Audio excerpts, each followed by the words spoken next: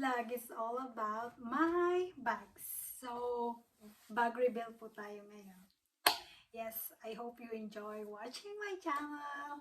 And Pambansang Kikay is here again. So, yeah. May bag po ako. Ito po yung bag ko na isa na Ruby bag.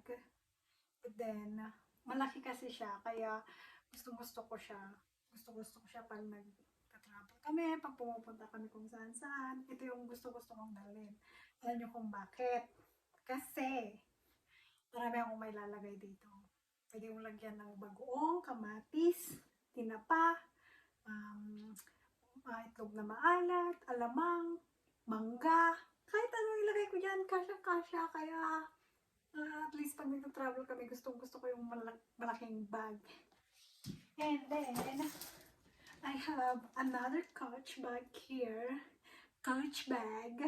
So, ito naman, nilalagyan ko to ng mga, pag nag-travel kami ng malayo, nilalagay ko dito yung tuwalya, yung bimpo, yung mga panligo. Yun ang mga nilalagay ko dito, sabon, shampoo, mga napkins and everything. Dito ko nilalagay. Ito siya, oo. Maganda siya. So, bigay to sa akin ng aking Unico Iho. So far, bagay na bagay sa akin. Kaya gustong-gusto ko siya.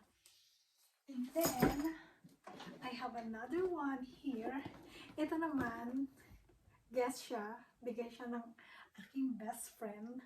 Well, I think 2 years ago nang binigay niya sa akin to. So, I like this bag kasi bagay na bagay sa kikay. Sa kikayan ko, nilalagyan ko to ng makeup, lipstick, pulbo, nilalagyan ko ng pulbo yan. Saka kung ano-anong nilalagyan ko, eyebrows, ganyan.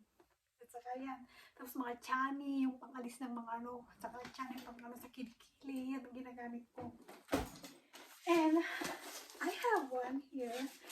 Kate spade naman to. So, hindi ko pa siya nagamit actually. As you can see, nakikita nyo siya. O, nakikita nyo, may mga tags pa. So, binigay ito ng aking kapatid. Shout out kay Maribel. Binigay niya sa akin to. Yung New Year. So, hindi ko pa siya nagagamit. Pang-aura ko to, pang-rampa ko to sa summer na naman ng Canada. So, yes! I'm so excited to wear this one. Kailangan na lang ng dress. And this, oh, tcharan! Hindi pa siya natatanggal ang plastic.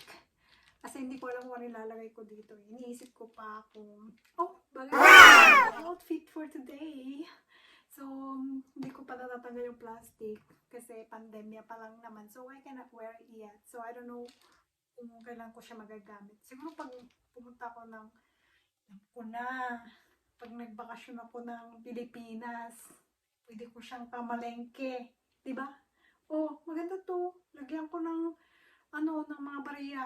Tapos pupunta ako sa palengke. Oh, di ang saya. I'm so excited to go to the Philippines. Tapos gagamitin ko to, promise. And, eto naman kung aura. Oh, diba? Gucci bag. Pang-aura to. Actually, hindi ko pa siya nagagamit. Kasi, still, pandemya pa rin. Kaya sana hopefully soon mawala na yung COVID na yan at makapagmasyal na tayo. Pwede ko rin tong gamitin pag pupunta ako, magbablog ako somewhere, magbi-beach, ganyan. Tapos lagyan ko ng mga seashells, mga lalagay ko dito. So, I'm so excited na makapunta ako someday, mag-beach, dala ko to. Tapos sa aura rarampa, so, lagyan ko lang ng shell. And this, tada! I really like this one. It's an armlet bag. So, kasyang-kasya din yung mga, let's say, iPhone, credit cards, bank cards, cash, pwede siya. Then, pwede rin yung face mask. O, diba? Saka lalagyan ko rin hindi yung mawawala kay Kika, yung lipstick, pampaganda ng lips. So, yun. Bigay ito ng aking Mr. No New Year. So, Gusto ko siya kasi hindi siya mawawala. Diba? As you can see, meron pa siyang tag. Pero ginagamit ko. Well, malay natin, baka mamaya mabigyan pa ulit ako ng iba pa. So, that's my bags for tonight. Vlog reveal. So, mga bag ko, hindi siya mamahalin. Well, sabi nga, it's better na meron kang bag na gamit. And yung bag na yon, hindi man siya mamahalin, hindi man siya ganun kamahal. At least may laman. Yun lang. May lamang mga bagoong at kung ano-ano pa na pwede mong ilagay sa bag.